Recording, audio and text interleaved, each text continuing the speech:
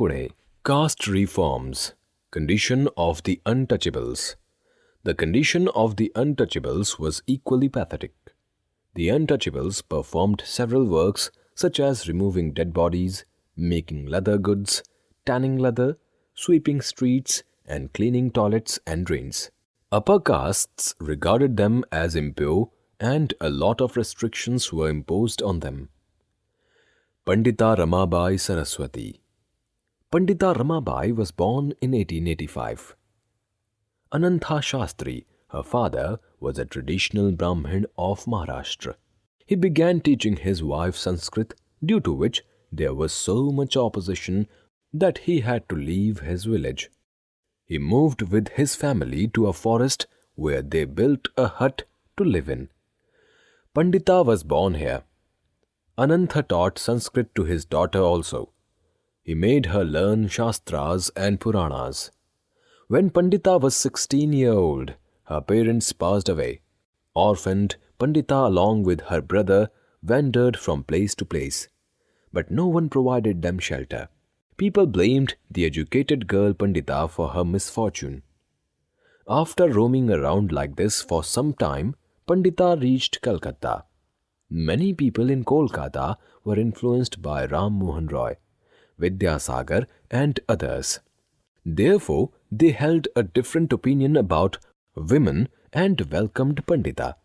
She shared many lectures in Sanskrit, highlighting the importance of improving the condition of women. It was the people of Calcutta who gave her the titles of Pandita and Saraswati. Ramabai later followed and adopted the Christian faith. She remained unmarried till the age of 22 and then married a man of her own choice, unlike those days. Pandita devoted her entire life to helping women. Even after she was widowed, she continued doing this work. She travelled alone to England and America for knowing more about the women's organizations there. After coming back to India, she started an ashram and school known as Sharda Sadan for educating widows.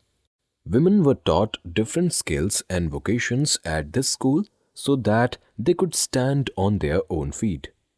She often said that women bear everything silently because they have to depend on man. Men behave with us women like they behave towards animals. When we make efforts to improve our situation, it is said that we are revolting against men and that it is a sin.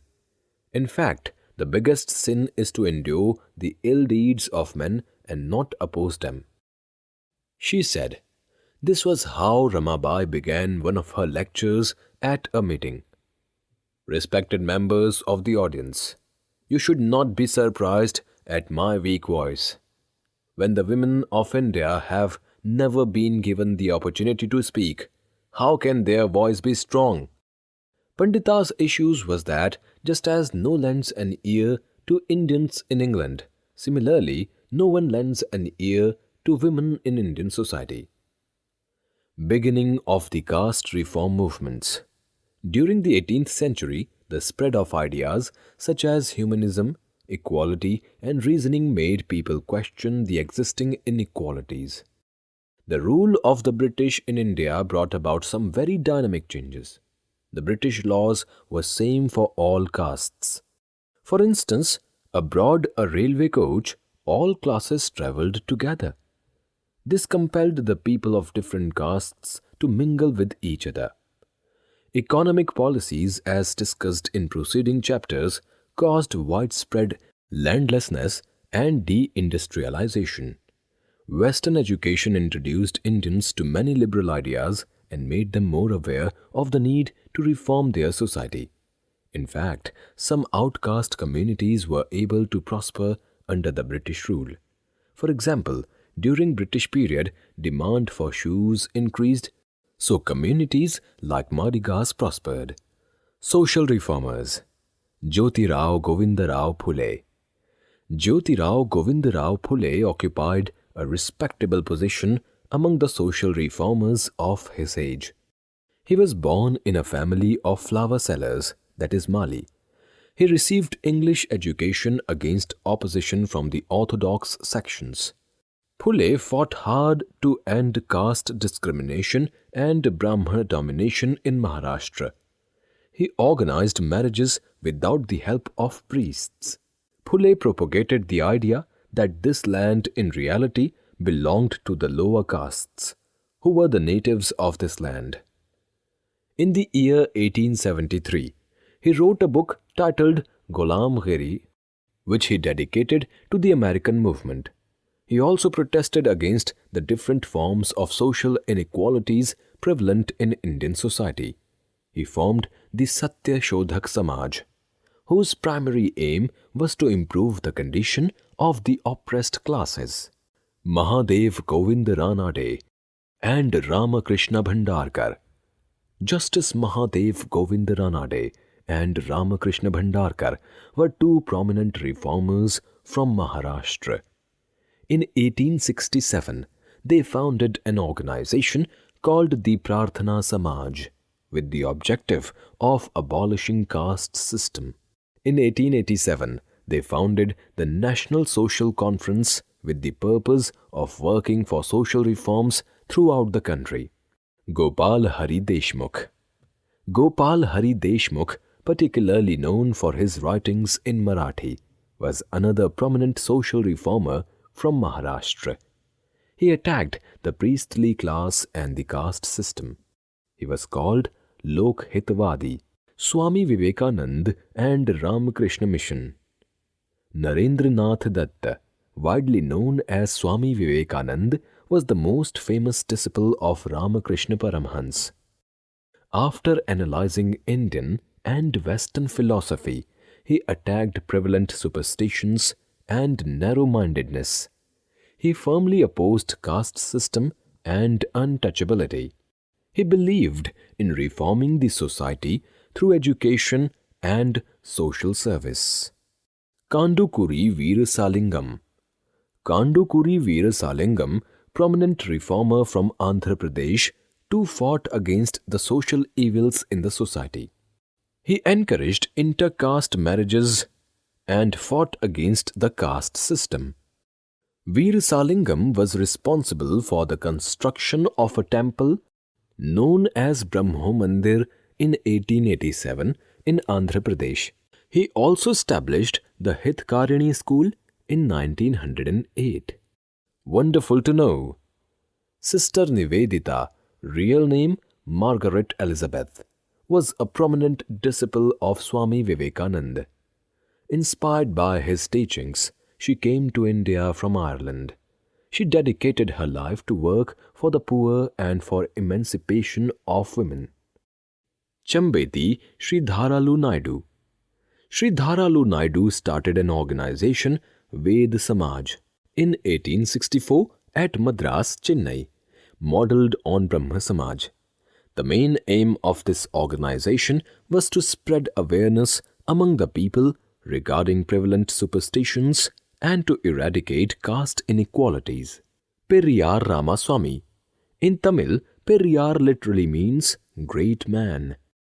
E.V. Ramaswamy Nayakkar was regarded in Tamil Nadu as Thanathai Periyar. He devoted 50 precious years of his life to the service of the downtrodden. His sole aim was to spread the importance of education among the lowest strata of society. He started the self-respect movement. He criticized the Hindu scriptures and hegemony of the Brahmins. He started the Dravida Kazhagam, an organization that fought for the rights of Dalit. Srinarayana Guru. Srinarayana Guru belonged to the Ajhava community from Kerala.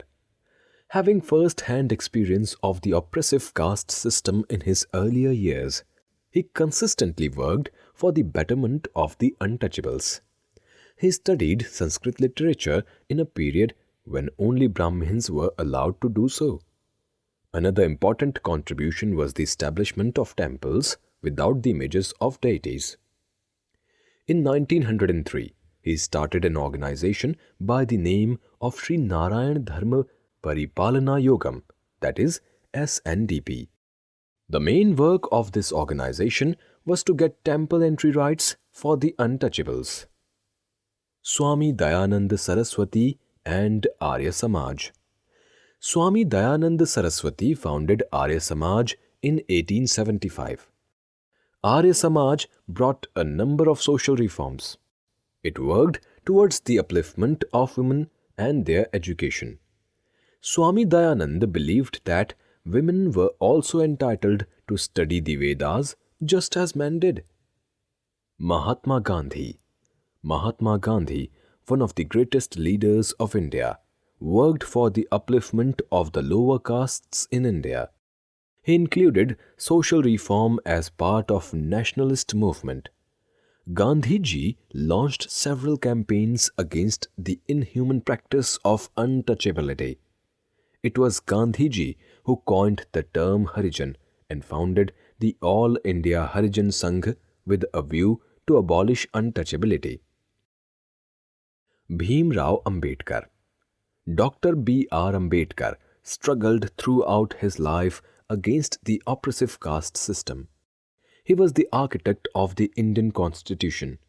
Born in Mahar caste, whose members were considered untouchables, he had first-hand experience of the oppressive caste system. For eradication of untouchability, he organized the All India Scheduled Castes Federation. Through his weekly Mook Nayak, that is, leader of the silent, he criticized the Hindu beliefs. To promote the socio-economic upliftment of the depressed classes, Dr. Ambedkar started the Bahishkrit Hitkarini Sabha. This organization worked for the untouchables throughout the country. Sikh reform movements. Among the Sikhs, reforms were started by Singh Sabhas. They played an important role in spreading education among the Sikhs. The Shiromani Gurudwara Prabandhak Committee and the Akali Dal launched a movement to reform the Gurudwaras in the early decades of the 20th century. Finally, the struggle resulted in a law passed in 1925, according to which the Shiromani Gurudwara Prabandhak Committee was given the rights to manage all the Gurudwaras. In other parts of the world during that time, slave trade began in Africa from the time European explorers landed there. Black people were shipped from Africa to America and made to work on cotton plantations. Most people opposed slavery and invoked the spirit of American Revolution, 1776.